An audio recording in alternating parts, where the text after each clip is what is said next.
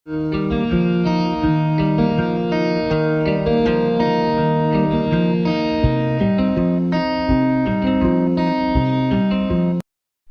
అండి, welcome back to my channel. ఎలా ఉన్నారండి? అందరు బాగున్నారా? నేను చాలా బాగున్నాను. మీరు ఎలా ఉన్నారు, ఏం చేస్తున్నారు అనేది నాకు తప్పకుండా కింద కామెంట్లో మెసేజ్ చేయండి. ఈరోజు వీడియో ఏంటంటే దసరా మనకి ఫ్రైడే రోజు అయింది కదండి.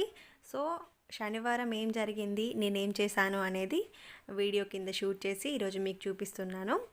సో ఇక్కడ నేను కారపూస చేసుకోవడం కోసం అని చెప్పేసి వీటన్నింటినీ కూడా రెడీ చేసి పెట్టుకున్నానండి. వెల్లుల్లి, ధనియాలు, ఆనియన్, అలాగే కరివేపాకు. అందరూ పండగకి ముందు పిండి వంటలు చేసుకుంటే నేనేంటో పండగ అయిపోయిన తర్వాత పిండి వంటలు అనేది స్టార్ట్ చేశాను. ఎందుకంటే చెప్పాను కదండి, నేను బ్లౌజెస్ కుట్టడం వల్ల నాకు ఇంటికి రావడం కాస్త లేట్ అయిపోయింది. సో అందుకని చెప్పేసి నేను ఇంకా దసరా అయిపోయిన తర్వాత మార్నింగ్ కారపూస చేద్దామని చెప్పేసి వీటన్నింటిని కూడా ప్రిపేర్ చేసి పెట్టుకున్నాను. ఇప్పుడు వీటన్నింటిని మిక్సీ చేసుకోవాలండి. దీంట్లోకి కొద్దిగా జీలకర్రని కూడా యాడ్ చేయండి. నేను మర్చిపోయి ఇక్కడ జీలకర్ర యాడ్ చేయలేదు. అలాగే కొద్దిగా సాల్ట్ వేసి ఒకసారి గ్రైండ్ చేసిన తర్వాత కొన్ని వాటర్ని యాడ్ చేసుకొని మెత్తటి పేస్ట్ లాగా గ్రైండ్ చేసుకోవాలి. ఇప్పుడు ఇక్కడ శనగపిండి తీసుకొని దీంట్లోకి కారాన్ని యాడ్ చేసుకోవాలి. ఇక్కడ కారం కొంచెం రెడ్గా కనిపిస్తుందండి, బట్ కారం మాత్రం ఎక్కువ ఏం లేదు. సో అందుకని చెప్పేసి నేను కొంచెం ఎక్కువగా వేస్తున్నాను. అలాగే సాల్ట్ కూడా యాడ్ చేసుకోవాలి. ఇందాక మనము కరివేపాకు, ఆనియన్స్లో కొద్దిగా సాల్ట్ని యాడ్ చేసాం కదా. సో కాస్త చూసుకొని సాల్ట్ని యాడ్ చేసుకొని మనం వేసిన కారం, ఉప్పు అంతా కూడా పిండికి పట్టేలాగా కలుపుకోవాలి. ఇక్కడ చూడండి, నేను ఇందాక మిక్సీ పట్టాలని చెప్పాను కదా. సో ఇదన్నమాట, మనకు పేస్ట్ అనేది ఇలా ప్రిపేర్ చేసుకోవాలి. ఇప్పుడు ఒక జాలి తీసుకొని ఈ కరివేపాకు, ఈ రసం అంతా కూడా పిండికి పట్టేలాగా ప్రిపేర్ చేసుకోవాలన్నమాట. ఇలా చేసుకుంటే కారపూస టేస్ట్ అనేది చాలా అంటే చాలా బాగుంటుంది. ఒకసారి మీరు కూడా ట్రై చేసి చూడండి. మీకు ఇది తెలియకపోతే కనుక ఒకసారి ఇలా చేసి చూడండి. కారపూస టేస్ట్ అనేది చాలా అంటే చాలా బాగుంటుంది. ఇలా వేలతో ఈ పైన ఉన్న పిప్పినంతా కూడా కలుపుకుంటూ ఈ వాటర్ అంతా కిందికి వచ్చేలా చూడండి. పైన ఉన్న పిప్పి అంతా కూడా గారెలు చేసుకునేటప్పుడు మనం దాంట్లో వేసుకోవచ్చు. బట్ ఇక్కడ అత్తమ్మ ముందే గారెలు చేసి పెట్టింది కాబట్టి ఇంకా ఈ మిగిలిపోయిన పిప్పిని నేను పడేస్తున్నాను. సో ఇలా అన్నమాట. ఈ ఫ్లేవర్స్ అన్నీ కూడా వాటర్ రూపంలో కిందికి వచ్చేస్తాయి. దీంతో మనము పిండంతా కలుపుకుంటాం కదా, అప్పుడు ఫ్లేవర్ అనేది బాగుంటుంది. ఈ పండగకి మీ ఇంట్లో ఏం పిండి వంటలు చేసుకుంటారా అనేది నాకు తప్పకుండా కింద కామెంట్లో మెసేజ్ చేయండి.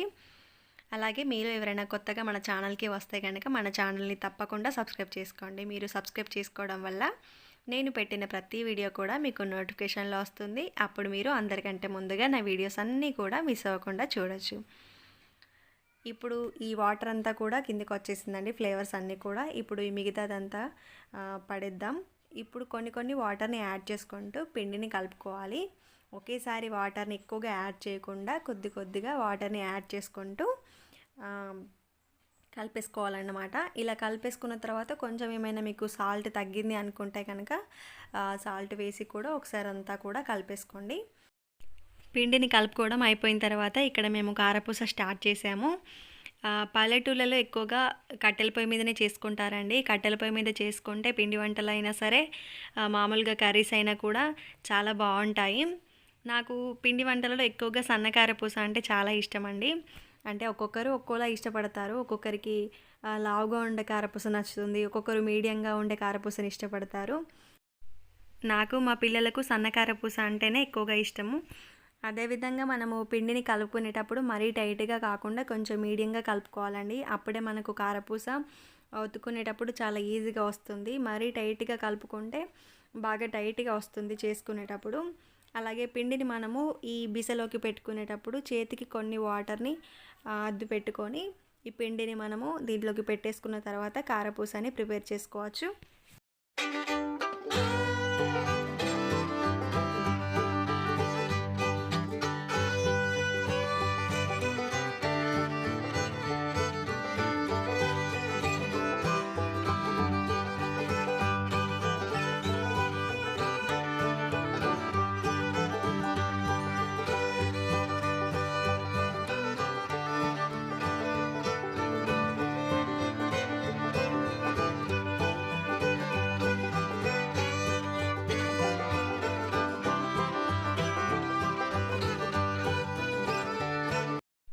ఈ వీడియో వచ్చేసి నేను సండే రోజు షూట్ చేస్తున్నానండి.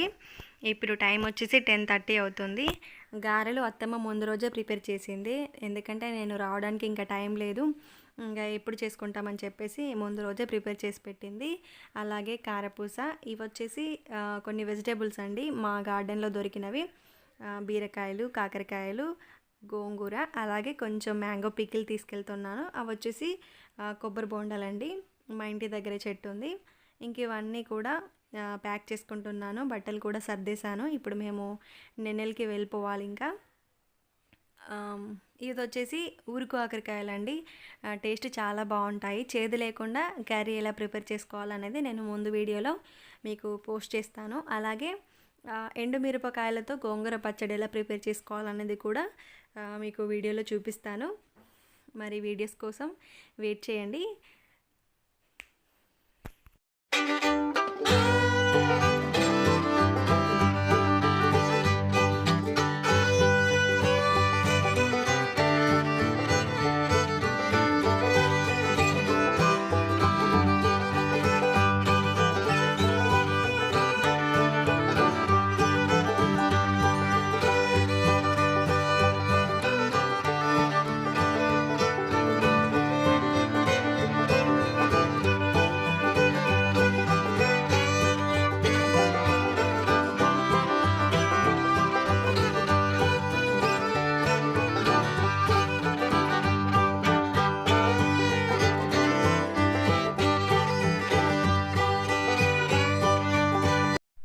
అన్నీ సర్దేసుకున్న తర్వాత నెన్నెలకి వెళ్ళిపోవడానికి ఇంకా స్టార్ట్ అయిపోయాము. టీకనపల్లి నుంచి నెన్నెలకి రావడానికి వెహికల్లో అయితే 2 అవర్స్ పడుతుందండి. కానీ బస్కి వస్తే మాత్రం 2.5 కంటే ఎక్కువ, కానీ 3 అవర్స్ పైనే పడుతుంది. ఇప్పటికీ మంచిర్యాల వరకు అయితే రీచ్ అయిపోయాము. వెదర్ అయితే చాలా క్లౌడీగా ఉందండి. మేబీ వర్షం కూడా రావచ్చేమో, అలా ఉంది సిచ్యువేషన్ అనమాట. ఇది వచ్చేసి మంచిర్యాలలో చిన్న చిన్న క్లిప్స్ అనేవి నేను షూట్ చేశాను. మీలో ఎవరైనా మన ఛానల్కి కొత్తగా వస్తే మన ఛానల్ని తప్పకుండా సబ్స్క్రైబ్ చేసుకోండి. మీరు సబ్స్క్రైబ్ చేసుకోవడం వల్ల నేను పెట్టిన ప్రతి వీడియో కూడా మీకు నోటిఫికేషన్లో వస్తుంది. అప్పుడు మీరు అందరికంటే ముందుగా నా వీడియోస్ అన్నీ కూడా మిస్ అవ్వకుండా చూడొచ్చు. ఇక్కడ మేము ఆగిపోయామండి, ఇంకా వర్షం స్టార్ట్ అవుతుంది. మంచిర్యాలకి బెల్లంపల్లికి మధ్యలో బొక్కలగుట్ట అని ఒక విలేజ్ ఉంటుందన్నమాట. అక్కడ ఈ కంకులు బాగా ఫేమస్ అండి, ఎక్కువగా అమ్ముతుంటారు. స్వీట్ కార్న్ కానివ్వండి, లేకపోతే మామూలుగా కాల్చినవి ఉంటాయి కదా, అవి ఎక్కువగా అమ్ముతుంటారు. ఇంకా వెదర్ చాలా బాగుంది, రెయిన్ పడుతుందని చెప్పేసి ఇక్కడ ఆగి ఒక స్వీట్ కార్న్ తీసుకొని మళ్ళీ స్టార్ట్ అయిపోయాము. ఇది వచ్చేసి గాంధారి మైసమ్మ అండి. చాలా ఎక్కువగా మంది ఉంటారు. ఈరోజు సండే కాబట్టి రష్ ఇంకా ఎక్కువగా ఉంది. ఇక్కడ వర్షం కూడా స్టార్ట్ అయిపోయింది. మంచిర్యాల నుంచి బెల్లంపల్లి వరకు వర్షం పడుతుందండి. బెల్లంపల్లికి వచ్చేసిన తర్వాత ఇంకా వెజిటేబుల్స్ తీసుకొని స్టార్ట్ అయిపోయాము. వర్షం పడుతుందని చెప్పేసి నేను వీడియో ఇంకా షూట్ చేయలేదండి. ఇది వచ్చేసి మేము నెన్నెలకి వెళ్ళిపోవడానికి రూట్ అనమాట. మొత్తం ఫారెస్ట్ ఉంటుంది. ఫారెస్ట్లో నుంచి నెన్నెలకి వెళ్ళిపోవాలి. అంటే బెల్లంపల్లి నుంచి ఒక 30 కిలోమీటర్స్ వరకు ఫారెస్ట్ ఉంటుంది. మధ్యలో ఒక 3 విలేజ్లు ఏమో ఉంటాయి. ఇంకా మొత్తం అంతా కూడా ఫారెస్టే ఉంటుంది. ఈ తోట వచ్చేసి చెరుకు అండి. ఇక్కడ ఒక్కో ఇయర్ ఒక్కో పంట వేసుకుంటారు. నెన్నెల సైడ్ ఎక్కువగా పొద్దుతిరుగుడు, మామిడి తోటలు చాలా ఉంటాయి. మాకు సమ్మర్లో అయితే ఎక్కువగా మామిడికాయలు దొరుకుతాయండి. ఇంకా మేము నెన్నెలకి రీచ్ అయిపోయాము. జస్ట్ ఒక 5 మినిట్స్ అయితే మేము ఇంకా నెన్నెల్లో ఉండిపోతాం అన్నమాట. ఈ టర్న్ తిరిగితే. ఇక్కడతో ఈ వీడియో ఏం చేస్తున్నాను. మీకు ఈ వీడియో నచ్చితే కనుక లైక్ చేయండి, షేర్ చేయండి, కామెంట్ చేయండి. మన ఛానల్ని తప్పకుండా సబ్స్క్రైబ్ చేసుకోండి. Please do subscribe.